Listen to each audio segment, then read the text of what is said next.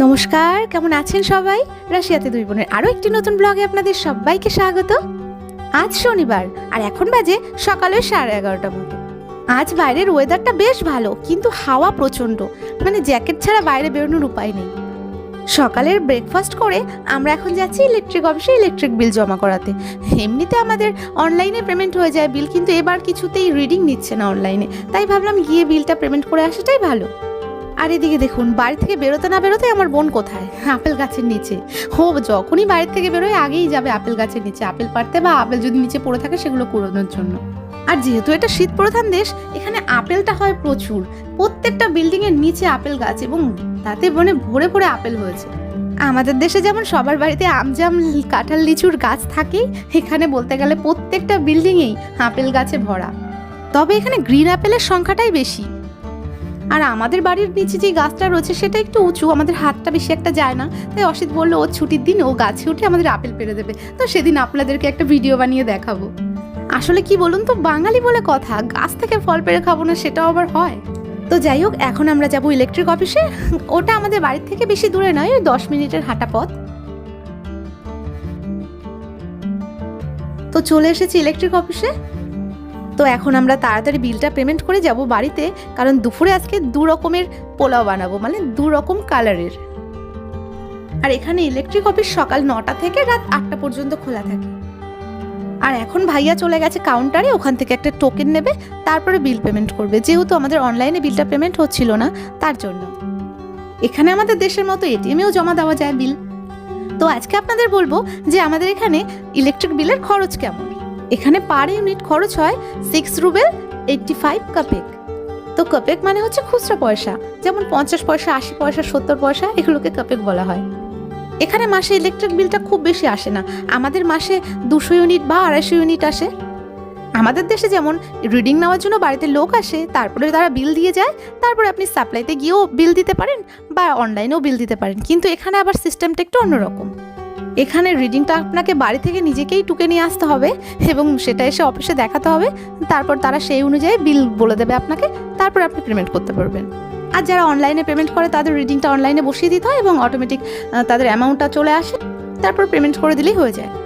এবার হয়তো ধরুন কারোর রিডিং বেশি এসেছে, কিন্তু সে রিডিং কম দেখাচ্ছে গিয়ে, যে কম রিডিং এসছে, সেভাবে সে বিল পেমেন্ট করে দেবে, কোনো অসুবিধা নেই। কিন্তু এক্ষেত্রে অসুবিধাটা কোথায় বলুন তো? বছরে যে কোনো এক সময় বাড়িতে চেকিংয়ে আসে হঠাৎ করেই, আপনাকে কোনো রকম ইনফরমেশন না দিয়েই, এবং এসে আপনার মিটার থেকে সারা বছরের রিডিং চেক করবে। এবং যদি ধরা পড়ে কখনো যে কেউ রিডিং কম দেখিয়েছে, সেক্ষেত্রে তার পাহাড় সমান ফাইন হয়ে যাবে। যদিও বা এখানে সেরকম হয় না, বা এখনো পর্যন্ত সেটা শোনা যায়নি।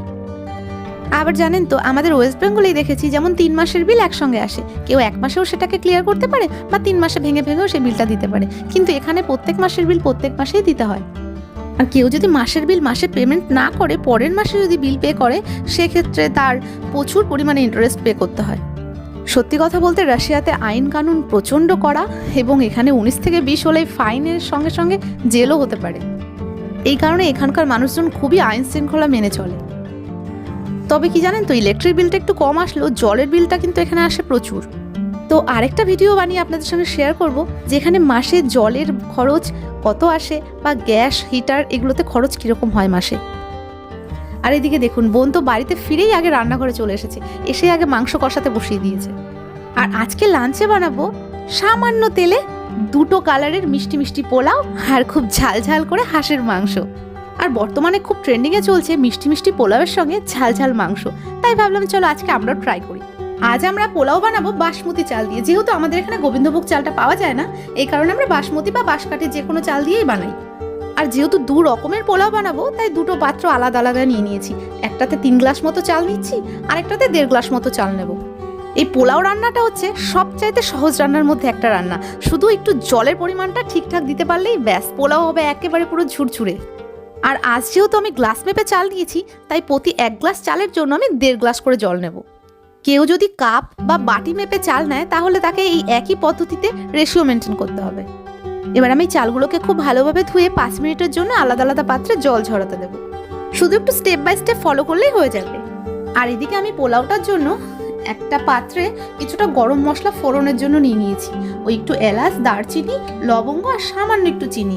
আর এদিকে নিয়ে নিয়েছি কিছুটা আদা বাটা। আরেকটা পাত্রেও সেম জিনিস নিয়েছি, যেহেতু আমি দুটো পাত্রে দু রকম কালারের পোলাও বানাবো। আর নিয়ে নিয়েছি একটু রং, মানে বাসন্তী রং আর ঘি। আর আমরা যখনই কোনো রান্না করি না কেন সবসময়ের জন্য চেষ্টা করি খুব অল্প তেলে আর সামান্য ঘিতে রান্না করার। এদিকে মাংস কষানো হয়ে গেছে, এখন জল দিয়ে ঢেকে দেবো। এদিকে দুটো আলাদা পাত্রে জল আলাদা আলাদা রেশিওতে আমি গরম করতে দিয়ে দিয়েছি। এগুলো ফুটতে থাকুক, ততক্ষণে আমি চালটা রেডি করে নিই। তো দেখুন চালটা কতটা ঝুরঝুরে হয়ে গেছে, গায়ে একটুও জল লেগে নেই। আবার কেউ যদি চান যে ঘি ছাড়া পোলাও করবেন, সেক্ষেত্রে তেল ইউজ করলেই হবে। সেক্ষেত্রে যে ঘি দিতেই হবে তার কোনো কথা নেই, তবে ঘিটা দিলে একটু আলাদা রকমের ফ্লেভার আসে, এটাই। তো যে আদাটুকু আমি বেটে রেখেছিলাম সেটাকে দুটো ভাগ করে আমি দুটো প্লেটে দিয়ে দিলাম। এবার দেব সামান্য পরিমাণে ঘি। আর এই যে বেশি পরিমাণে চালটা নিয়েছিলাম সেটাই লাল প্লেটটাতে রেখেছি, আর সবুজ প্লেটটাতে যে কম চালটা নিয়েছিলাম সেটা রেখেছি। এখন আমি লাল প্লেটটাতে বাসন্তী রং দিয়ে দিলাম, আর সবুজ প্লেটের চালটাতে আমি সামান্য পরিমাণে হলুদের গুঁড়ো দিয়ে দিলাম। দু রকম কালার ইউজ করার অর্থ একটাই, যদি কারোর বাড়িতে হাতের সামনে বাসন্তী রংটা না থেকে থাকে সেক্ষেত্রে হলুদের গুঁড়ো দিয়ে কাজ চালিয়ে নেওয়া যাবে। এবার চালগুলোকে ভালোভাবে মেখে আরো 5 মিনিটের জন্য রেখে দেবো।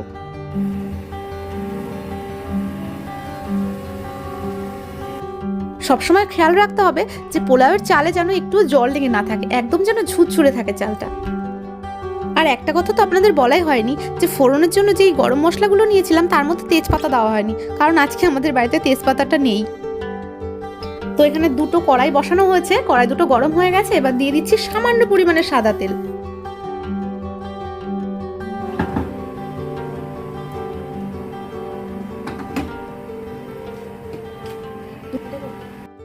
এবার দুটো কড়াইতে গরম মশলাগুলো দিয়ে দিচ্ছি। তবে তেলের সঙ্গে একটু ঘি মিশিয়ে দিলেও ভালো হয়, কিন্তু আমরা আজকে একটু তেল কম বা ঘি কম দিয়ে করবো, তার জন্য আর এক্সট্রা করে ঘি দিলাম না। এবার চালগুলোকে দিয়ে ভালো করে নাড়াচাড়া করে নেব। আর আরেকটা জিনিস করতে ভুলে গেছিলাম, সেটা হচ্ছে আগে থেকে যে একটু কাজু কিশমিশ ভেজে রাখবো সেটা ভুলে গেছিলাম। তাই জন্য আরেকটা কড়াইতে সামান্য পরিমাণে ঘি দিয়ে সেখানে কিছুটা কাজু আর কিশমিশ দিয়ে ভেজে নিচ্ছি। আর এক্ষেত্রেও যদি কেউ ঘি দিয়ে কাজু কিশমিশ ভাজতে না পছন্দ করে সেক্ষেত্রে সাদা তেল দিয়ে ভেজে নিলেও হবে। যেহেতু বর্তমান যুগে আমরা সবাই স্বাস্থ্য সচেতন, এই কারণে সবাই চেষ্টা করি খাবারে তেল বা ঘিয়ের পরিমাণটা কম রাখার। আর এই কারণেই আমরা আমাদের সমস্ত রান্নাতে নামমাত্র তেল দিই। ব্যাস 20-30 সেকেন্ড মতো একটু নাড়াচাড়া করে নিয়েছি। এবার কাজু কিশমিশটা হালকা হালকা ভাজা হয়ে গেছে। এবার দুটো কড়াইতে সমানভাবে ভাগ করে নিচ্ছি। এরপর গ্যাসের ফ্লেমটাকে একদম লো করে দিয়ে 3 থেকে 4 মিনিট চালগুলোকে ভালোভাবে নাড়াচাড়া করতে হবে। আর অনেকেরই ধারণা পোলাও মানে বেশি বেশি করে ঘি দিতে হবে, বেশি বেশি করে তেল দিতে হবে, না হলে পোলাওয়ের স্বাদ আসে না। কিন্তু আমরা বলবো কখনো এইভাবে ট্রাই করে দেখবেন, অল্প তেল অল্প ঘিতে স্বাদটা মুখে লেগে থাকবে। এবার 3-4 মিনিট চালটা খুব ভালোভাবে নেড়েচেড়ে নিয়েছি। এবার আগে থেকে ফুটিয়ে রাখা জলটা দিয়ে দিচ্ছি। আর কি জানেন তো, আমি নিজেই আগে ভাবতাম যে পোলাও মানে গোবিন্দভোগ চাল, কিন্তু এদেশে আসার পরে গোবিন্দভোগ চাল না পেয়ে পোলাও খাবো না তাই কি হয়। তাই আমরা বাসমতি চাল বা বাঁশকাঠি চাল দিয়ে পোলাও রান্না করে নিই। এতেও কিন্তু গন্ধটা খুব অসাধারণ আসে। আবার কেউ চাইলে 1 ফোঁটা মিঠা আতরও দিয়ে দিতে পারেন। এবার আমি পরিমাণ মতো লবণ দিয়ে দিলাম, আর ভালোভাবে নেড়েচেড়ে গ্যাসটাকে মিডিয়াম আঁচে রেখে 5 মিনিটের জন্য ঢাকনা বন্ধ করে রাখবো। 5 মিনিট পর ঢাকনা খোলার পর দেখতে পাচ্ছি জলটা বেশ শুকিয়ে এসেছে, আর চালটাও বেশ হয়ে এসেছে, আর ঝুরঝুরে হয়েছে। দেখুন পোলাওটা কত সুন্দর। আর বলে রাখি, এই কড়াইয়ের যে পোলাওটা কম চালের, এটাতে আমি হলুদ ইউজ করেছিলাম, আর এই পোলাওটাতে আমি বাসন্তী রংটা ইউজ করেছিলাম। তো দেখতেই পাচ্ছেন দুটোর কালার দু রকম হয়ে গেছে, আর কতটা ঝুরঝুরে হয়ে গেছে এখনই, তবে আরো ঝুরঝুরে হবে। এবার এই পর্যায়ে আমি দিয়ে দেবো চিনি। যেহেতু এটা মিষ্টি পোলাও তাই একটু পরিমাণটা বেশি দেবো, তবে যারা মিষ্টি কম খান তারা চিনির পরিমাণটা কম দিলেও চলবে। এবার গ্যাসের ফ্লেমটাকে একদম লো করে দিয়ে আবার 5 মিনিটের জন্য ঢাকনা চাপা দিয়ে রেখে দেবো। অনেকেই চিনিটা আগে দিয়ে দেয়, কিন্তু আমি প্রেফার করি চিনিটাই মিডিল পর্যায়ে দেওয়ার। যেহেতু এখন জলটা নেই, সেই কারণে চিনিটা গলে গিয়ে চালগুলোর সঙ্গে খুব ভালোভাবে মিশে যাবে। কিন্তু আগে দিলে কি হয়, জলের সঙ্গে চিনিটা মিশে পোলাওয়ের স্বাদটা কেমন যেন একটা পাল্টে দেয়। এই কারণে চিনিটা এই পর্যায়ে দিলে পোলাওয়ের স্বাদটা আরো বাড়ে।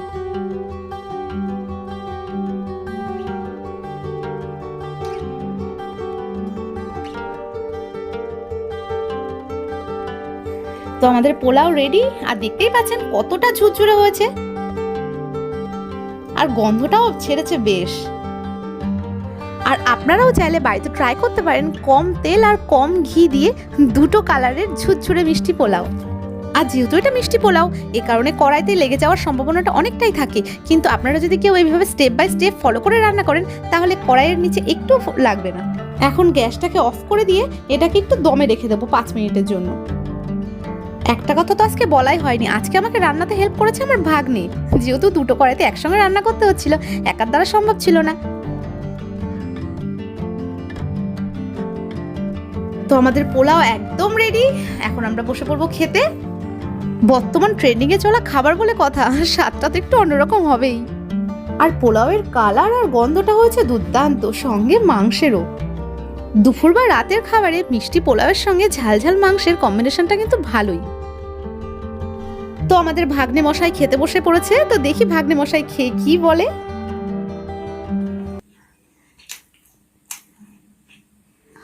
অসাধারণ অসাধারণ। তো ভাগ্নে এখন খাওয়া দাওয়া করুক, আর আমি এখন যাব স্নান করতে, স্নান করে এসে খাবো। আমার তো আবার গোপাল ভাঁড় ছাড়া খাওয়াই হবে না। তাহলে আজকের ভিডিওটা এই পর্যন্তই। কেমন লাগলো এই দুটো কালারের মিষ্টি পোলাও?